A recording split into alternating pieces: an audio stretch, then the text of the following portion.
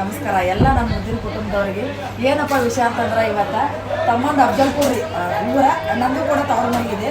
ಇಲ್ಲಿ ನಾನು ಬಂಗಾರ ತಗೊಳಕ್ ಬಂದಿದ್ದೇವೆ ಆಯ್ತಾ. ಏನಪ್ಪ ಅಂತಂದ್ರೆ ಕಿರಣ್ ಜುಮ್ಕಿ ಹೂವು ಆ ತಮ್ಮ ನೋಡ್ರಿ ನನ್ನ ಪರಿಚಯ ಹೇಳಿದ್ರು. ತಮ್ಮ ಅಮೌಂಟ್ ಸ್ವಲ್ಪ ಕಡಿಮೆ ಅವ ಅಂತಂದ್ರೆ ಆಯ್ತಕ್ಕ ಒಯ್ಯಿರಿ ಅಂತ ಕೊಟ್ಟರು.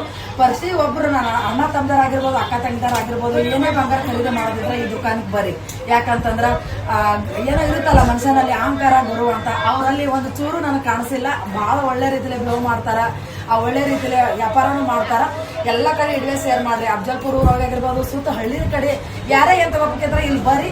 ನಾನು ಅದನ್ನ ಬರ್ದು ಹಾಕಿರ್ತೀನಿ ಅಂಗಡಿ ಹೆಸರ. ದಯವಿಟ್ಟು ಇಲ್ಲಿ ಬಂದು ಬಂಗಾರ ಖರೀದಿ ಮಾಡ್ರಿ ಅಂತ ಕೇಳ್ಕೊತಿದ್ದೀನಿ. ನಾನು ಖರೀದಿ ಮಾಡಿದ್ದೀನಿ, ನೀವು ಮಾಡ್ರಿ. ಆದಷ್ಟು ಅಂಗಡಿಗೆ ಸಪೋರ್ಟ್ ಮಾಡ್ರಿ ಅಂತ ಕೇಳ್ಕೊತೀನಿ. ನಮಸ್ಕಾರ. ಸಂಕ್ರಾಂತಿ ಬಂತು ಮನಸ್ಸಲ್ಲಿ ಮನಸ್ಸು ಬಿತ್ತೋ ಎಳ್ಳು ಬೆಲ್ಲ ತೀರಾಯಿತು, ಕೊಟ್ಟು ತಗೋ ಮಾತಾಯಿತು.